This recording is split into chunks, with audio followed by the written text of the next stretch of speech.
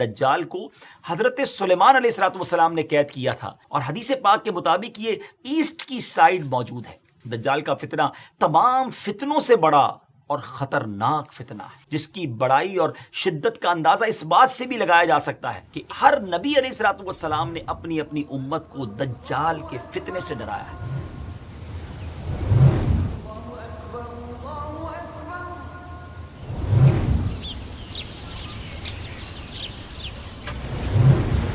السلام علیکم ورحمۃ اللہ وبرکاتہ۔ میرا نام عبدالحبیب اتاری ہے، اور ایک بار پھر ویب سیریز قیامت کی نشانیاں لے کر حاضر ہیں۔ اور آج جو ٹاپک ہے وہ کہا جائے کہ سب سے زیادہ جو وانٹڈ ٹاپک تھا، جس کے لیے سب سے زیادہ ہمیں میسیجز ریسیو ہوئے کہ یہ بتائیے کہ دجال کے بارے میں قرآن و حدیث کیا کہتے ہیں، دجال قیامت سے پہلے کب آئے گا، وہ دکھتا کیسا ہوگا، اور اس کے معاملات کیا ہوں گے۔ تو آج وہی ٹاپک ہے جس کا کہا جائے کہ آپ کو انتظار ہے، اور واقعی بہت ساری مسکنسیپشنز ہیں، بہت ساری غلط فہمیاں ہیں دجال کے بارے میں۔ تو آج انشاءاللہ آپ کو قرآن و حدیث کی روشنی میں یہ بتائیں گے کہ قیامت کی ایک بہت بڑی نشانی وہ ہے دجال کا ظہور ہونا، دجال کا آنا۔ دجال کون ہے، دکھتا کیسا ہے کہاں، اور وہ آ کر کیا کچھ کرے گا۔ بہت کچھ آج آپ کو بتانا ہے۔ نہایت توجہ کے ساتھ ہمارے ساتھ رہیے گا، اور آپ ہماری اس ویڈیو کو شیئر بھی کیجیے گا ہمارے دعوت اسلامی یوٹیوب کے۔ اگر چینل کو ابھی تک سبسکرائب نہیں کیا تو اسے سبسکرائب بھی کر دیجیے۔ ناظرین، بات کو آگے لیے چلتے ہیں۔ یاد رہے کہ قیامت کی بڑی علامت میں سے دوسری علامت دجال کا نکلنا ہے۔ احادیث مبارکہ میں دجال کا ذکر بڑی وضاحت سے آیا ہے، اور کمال کی بات یہ ہے کہ ہر نبی علیہ الصلوۃ والسلام نے دجال کے فتنے سے اپنی امت کو ڈرایا ہے۔ سرکار دو عالم صلی اللہ تعالیٰ علیہ وسلم نے اس کی نشانیاں، اس کا حلیہ، اس کے آنے سے پہلے اور بعد کے جو حالات ہوں گے اس کو بھی بیان فرمایا ہے۔ انشاءاللہ بڑی دلچسپ آج کی ایپیسوڈ ہے، عبرت ناک بھی ہے اور اوتھنٹک معلومات بھی ہے۔ سب سے پہلے چلتے ہیں اللہ کے پیارے کلام قرآن مجید فرقان حمید میں۔ اللہ تبارک و تعالیٰ ارشاد فرماتا ہے، بسم اللہ الرحمن الرحیم، وَمِنْهُمْ مَنْ يَلْمِزُكَ فِي الصَّدَقَاتِ فَإِنْ أُعْطُوا مِنْهَا رَضُوا وَإِنْ لَمْ يُعْطَوْا مِنْهَا إِذَا هُمْ يَسْخَطُونَ۔ ترجمہ یعنی اور ان میں سے کوئی وہ ہے جو صدقات تقسیم کرنے میں تم پر اعتراض کرتا ہے، تو اگر انہیں ان صدقات میں سے کچھ دے دیا جائے تو راضی ہو جاتے ہیں، اور اگر انہیں ان میں سے کچھ نہ دیا جائے تو اس وقت ناراض ہو جاتے ہیں۔ ناظرین، یہ کس واقعے کی بات ہو رہی ہے؟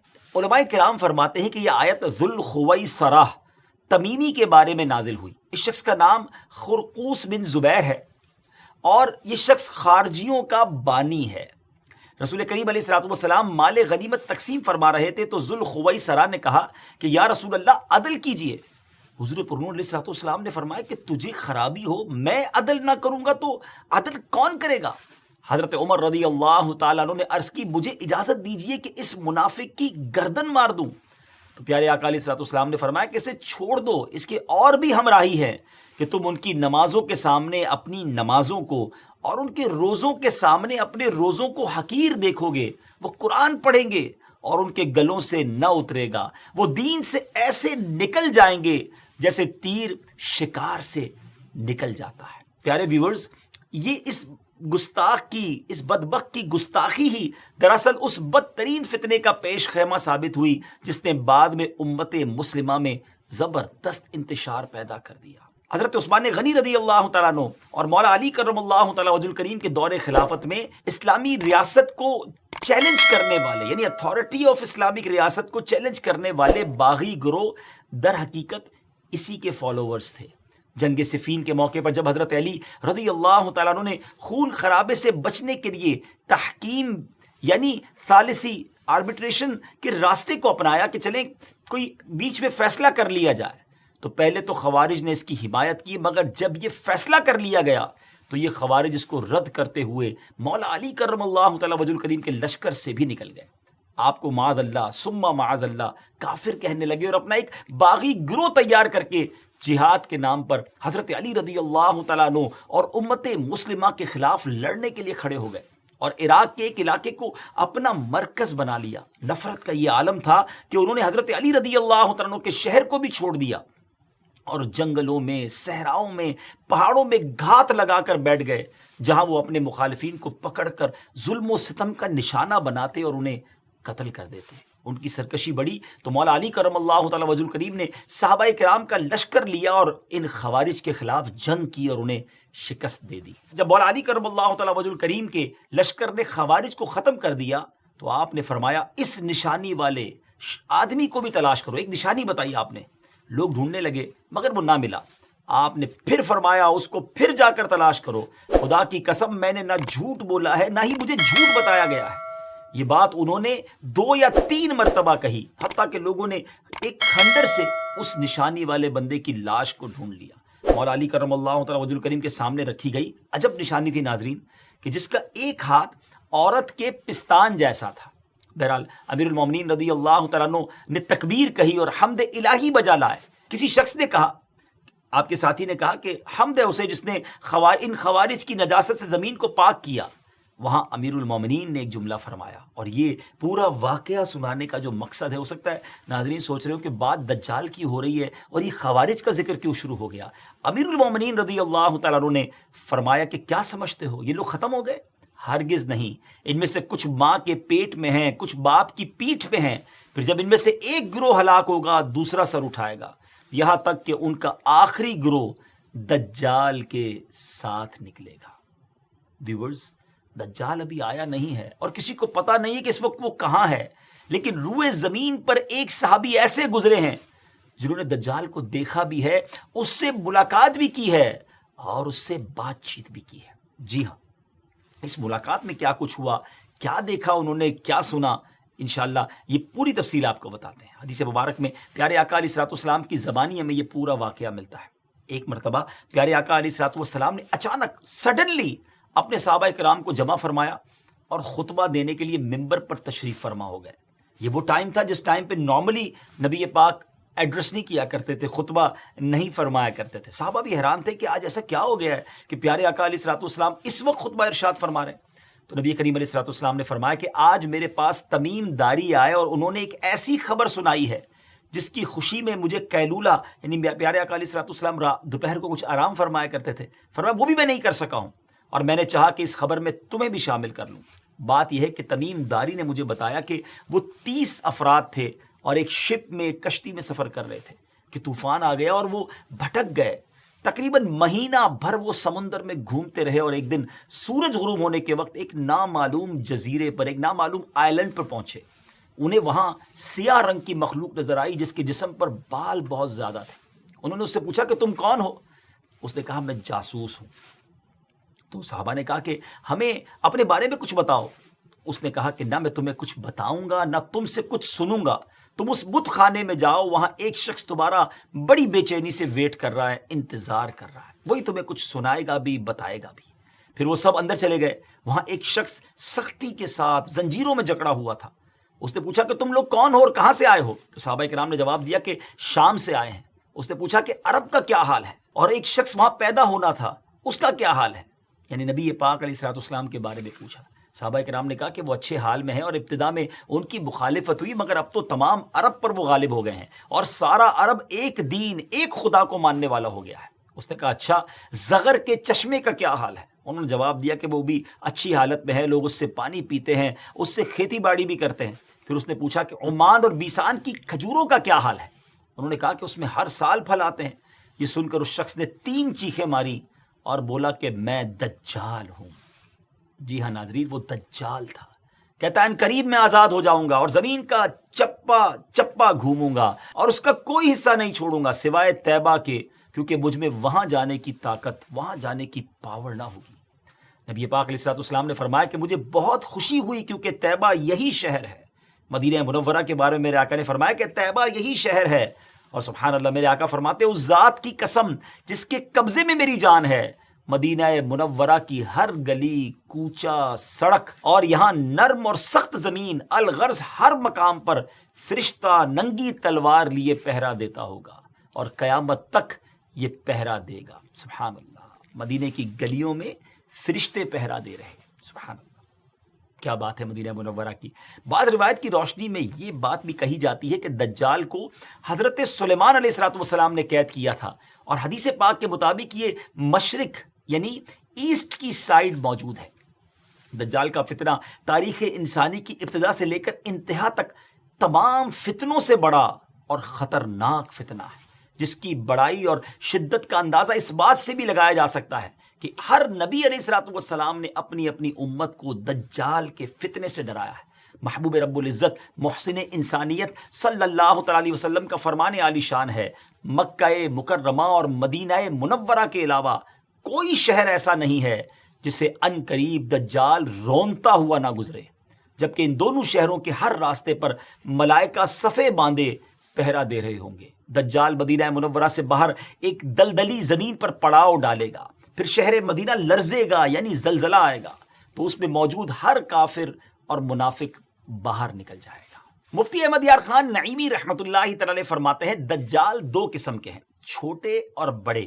چھوٹے دجال بہت ہوئے اور ہوں گے. ہر جھوٹا نبی، جھوٹا صوفی جو لوگوں کو گمراہ کرے وہ دجال ہیں. بڑا دجال صرف ایک ہے جو دعوی خدائی کرے گا. جی ہاں، بڑا دجال جو قیامت کے قریب آئے گا وہ خدا ہونے کا دعویٰ کرے گا، لیکن وہ یہ کام بالکل سٹارٹ میں نہیں کرے گا، بلکہ شروع میں خود کو مومن ظاہر کرے گا، لوگوں کو بھلائی کی طرف بلائے گا، پھر نبوت کا اور آخرکار خدا ہونے کا دعویٰ کرے گا. اب تک کی گفتگو سے دجال کا آنا تو ثابت ہو گیا کہ دجال کا آنا سچ ہے اور یہ ہو کر رہے گا، لیکن یہ دکھے گا کیسا، اپیرنس کیا ہوگی. مختلف احادیث میں دجال کا جو حلیہ بتایا گیا ہے وہ یہ ہے کہ دجال ایک جوان مرد ہوگا، لمبا قد ہوگا، جسم بہت موٹا ہوگا، ایک آنکھ سے کانا ہوگا، اور ایک کانی آنکھ ایسی ہوگی جیسے پھولا ہوا انگور، اور جبکہ اس کی ایک آنکھ خون آلود ہوگی.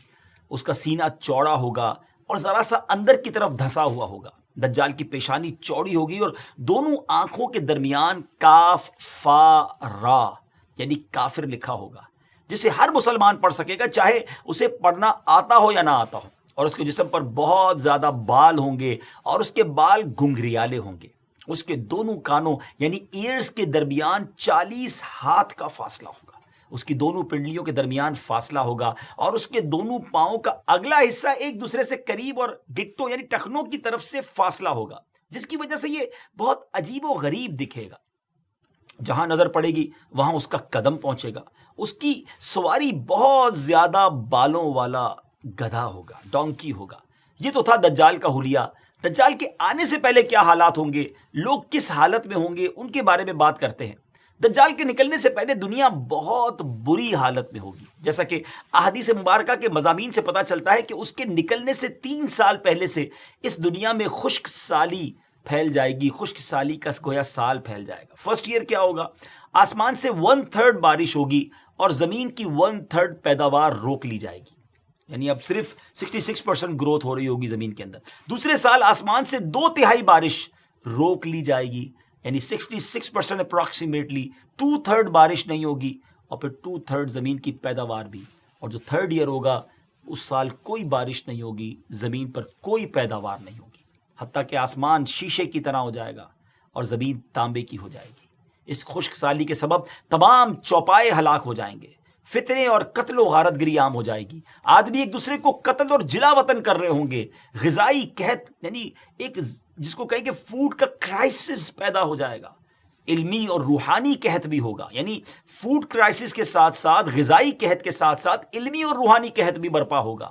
دین کے معاملے میں لوگوں میں کمزوری پیدا ہو چکی ہوگی، علماء اور دیندار لوگوں کی قلت ہوگی. تب دجال ایسٹ کی سائڈ سے، مشرق کی طرف سے ایک اصبہان یا خراسان نامی شہر سے نکلے گا اور زمین پر 40 دن رہے گا، جن میں سے ایک دن 1 سال کے برابر ہوگا، اور ایک دن 1 ماہ کے برابر، اور اگلا دن 1 ہفتے کے برابر، جبکہ باقی دن سال کے عام دنوں کی طرح ہوں گے. اس مدت میں دجال اپنے گدھے پر سوار ہو کر ساری دنیا کا چکر لگائے گا. گدھے کا جسم اتنا بڑا ہوگا کہ دونوں کانوں کے درمیان کا جو فاصلہ ہوگا وہ 40 ہاتھ کے برابر ہوگا، اور اس کے ڈونکی کی جو رفتار ہوگی وہ یہ عالم ہوگا کہ 1 قدم اٹھائے گا تو 1 مائل طے کر لے گا، اور روئے زمین کا کوئی میدان، صحرا اور پہاڑی علاقہ ایسا باقی نہیں بچے گا کہ جہاں وہ نہ جائے. البتہ مکہ مکرمہ اور مدینہ طیبہ پر فرشتوں کا پہرا ہونے کی وجہ سے ان میں داخل نہ ہو سکے گا، بلکہ مدینے کے باہر دلدلی زمین میں پڑاؤ کرے گا، اور مدینہ پاک میں زلزلے کے 3 جھٹکے آئیں گے جس کی وجہ سے ہر کافر اور منافق وہاں سے بھاگ نکلے گا اور دجال سے جا ملے گا۔ اس روز مدینہ پاک ہر منافق، فاسق، مرد و عورت سے خالص و پاک ہو جائے گا۔ اس لیے اس دن کا نام یوم الخلاص ہے۔ دجال طرح طرح کے شعبدوں یعنی ٹرکس کے ذریعے لوگوں کا ایمان برباد کرنے کی کوشش کرے گا۔ ناظرین ذرا سوچیں کتنا ڈیفیکلٹ ٹائم ہوگا۔ ایمان بچانا، اپنے آپ کی حفاظت کرنا، اپنے دین کی حفاظت کرنا، یہ کتنا مشکل ہوگا۔ حدیث پاک میں بہت باتیں ڈیٹیل سے بیان ہوئی ہے ناظرین۔ حدیث پاک میں ہے کہ دجال کے ساتھ روٹیوں کے پہاڑ ہوں گے۔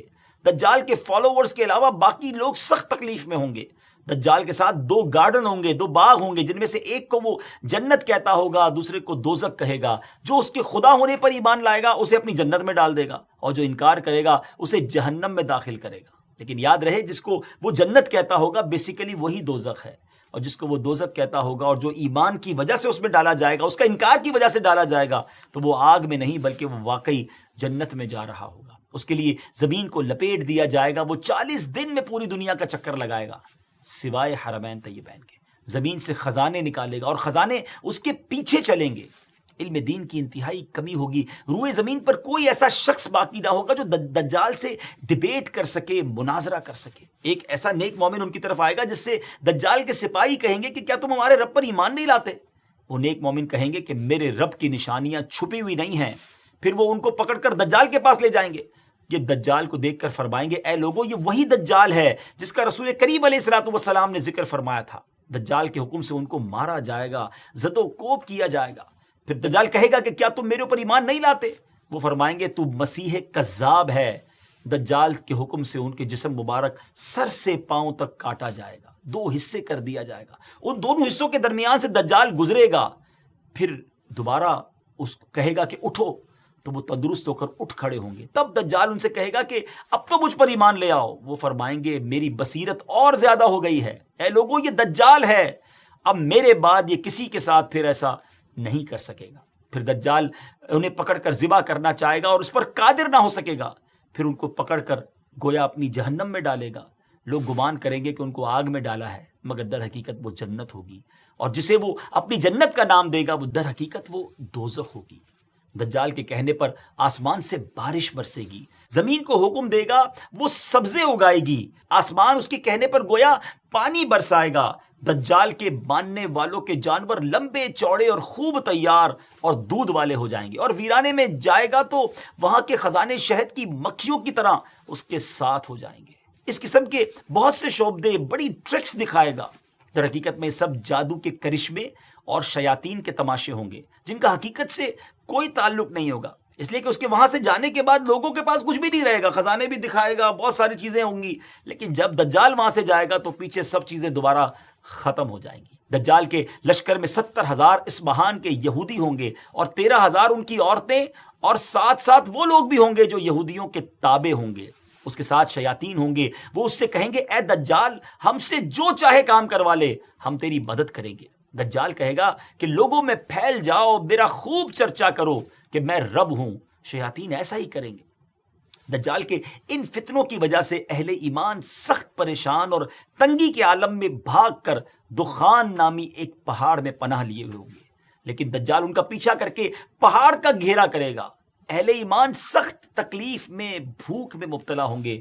تب اللہ پاک حضرت سیدنا عیسیٰ علیہ نبینا علیہ الصلوۃ والسلام کو نازل فرمائے گا۔ ناظرین یہ وہ ٹرننگ پوائنٹ ہوگا کہ تمام تکلیفوں کے بعد، تمام پرابلمز کے بعد اہل ایمان کی پھر مدد کیسے کی جائے گی۔ قرب قیامت ہوگی اور حضرت عیسیٰ علیہ الصلوۃ والسلام جامع مسجد دمشق میں شرقی مینارے پر نازل ہوں گے، اور اب جب حضرت عیسیٰ علیہ الصلوۃ والسلام اس دنیا میں آ جائیں گے تو ان کو دیکھتے ہی دجال ایسے گھلے گا، میلٹ ہوگا جیسے پانی میں نمک گھلتا ہے، میلٹ ہوتا ہے۔ آپ علیہ الصلوۃ والسلام دجال کو مقام لد پر قتل کریں گے، اور اس کے فالوورز میں سے ایک بھی، کسی کو بھی زندہ نہیں چھوڑیں گے۔ یہ فتنہ بہت شدید ہوگا ناظرین۔ نبی پاک علیہ الصلوۃ والسلام نے بھی اس سے پناہ مانگی اور اس کی ترغیب ارشاد فرمائی ہے، اور روایت کی روشنی میں علماء نے دجال سے بچنے کے کچھ طریقے بھی ارشاد فرمائے ہیں۔ آئیے اب وہ باتیں بھی سیکھ لیتے ہیں کہ ہم اس کے لیے کیا کر سکتے ہیں، ہم کیا دعا کریں۔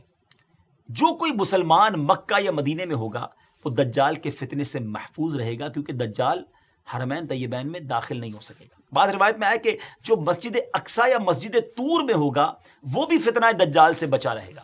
نبی پاک علیہ الصلوۃ والسلام نے فرمایا جو سورہ کہف کی پہلی 10 آیتیں یاد کرے گا دجال کے فتنے سے محفوظ رہے گا۔ میں بھی نیت کر لیتا ہوں، آپ بھی کر لیں کہ 10 آیتیں سورہ کہف کی فرسٹ 10 آیات آف سورہ کہف اس کو یاد کر لیں۔ علماء نے مختلف حدیثوں کی روشنی میں یہ بات بھی بیان کی اور فرمایا کہ پہاڑوں اور جنگلوں سے دور رہا جائے، کیونکہ دجال اکثر دیہاتوں یعنی ولیجز میں جائے گا۔ ان باتوں کے ساتھ ساتھ اللہ تعالیٰ کی تسبیح و تکبیر، ایمان پر ثابت قدمی اور صبر سے بھی دجال سے بچا جا سکے گا۔ اگر وہ کسی کو اپنی آگ میں بھی پھینکے گا تو اسے چاہیے کہ وہ ثابت قدم رہے، کیونکہ وہ آگ اس پر سلامتی والی ہو جائے گی، یعنی گویا گلزار ہو جائے گی۔ یا اللہ عز و جل اس مشکل وقت میں ہر مسلمان کی مدد فرمانا۔ ناظرین، اس کے ساتھ ہی ہمارے اس امیزنگ ایپیسوڈ کا وقت ختم ہوا ہے۔ نئے ایپیسوڈ کے ساتھ، ایک نئے ٹاپک کے ساتھ، قیامت کی ایک اور نشانی کے ساتھ ہم حاضر ہوں گے۔ اپنا بہت خیال رکھیے گا، ہمیں اپنی دعاؤں میں یاد رکھیے گا، ہماری ویڈیوز دیکھتے بھی رہیے، آگے شیئر بھی کرتے رہیے۔ السلام علیکم ورحمۃ اللہ وبرکاتہ۔